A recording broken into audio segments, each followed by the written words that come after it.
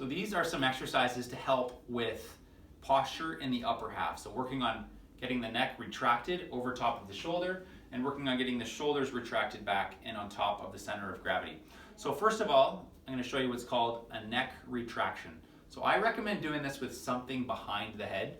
I'm going to show you with a wall. You can also use the headrest in your car as an easy way to do it whenever you hit a red light. But you'll be up against something sturdy, so headrest in your car or a wall, or you can even use your pillow when you're sleeping in bed. You're going to take your chin and use your muscles to pull it straight back into the wall. Now it doesn't look like much, I'm just activating the muscles as I pull my head straight back into the wall.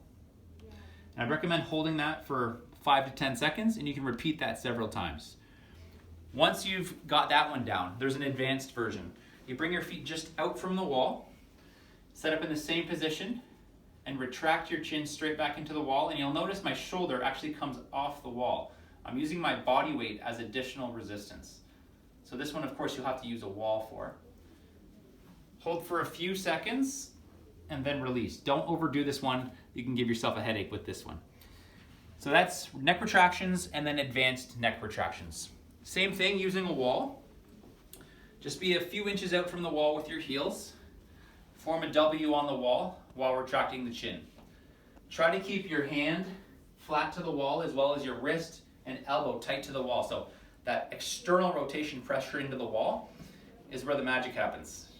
You're going to slide up into a Y and back down to a W while forcing your body into this external rotation and scapular, so shoulder blade retraction, which helps counter this position we're in all day.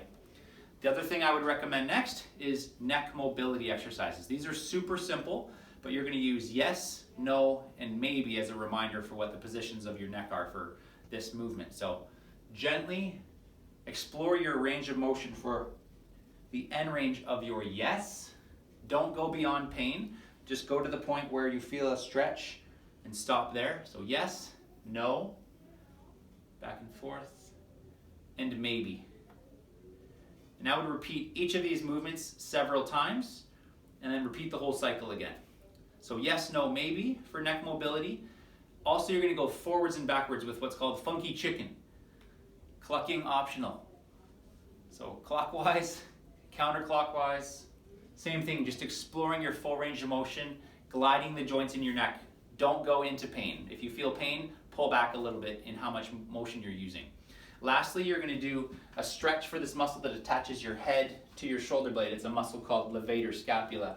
You put your hand down behind your back. You can also sit on it if you're sitting on a chair, but put your hand down behind your back and then look down and to the same side that your fingers are pointing to. So if my fingers are pointing left, I've got my right hand down.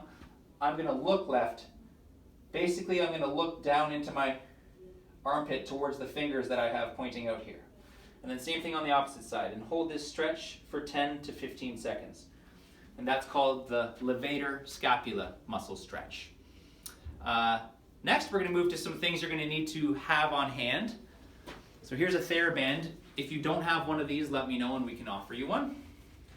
You're going to have your hands here in neutral, your elbows tucked into your body, and your shoulders are going to come back and into this nice neutral position while you externally rotate. Hold for a second at the end.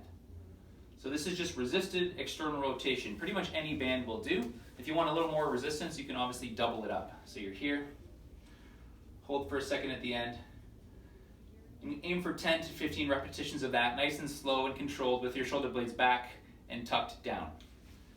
The shoulder stretch and strengthen. Another one you can do is a lacrosse ball, or a tennis ball works as well. So if you can't get it right where you like it, you can put it in a sock. But I like the lacrosse balls because they're nice and rubbery. You can get them where you want them.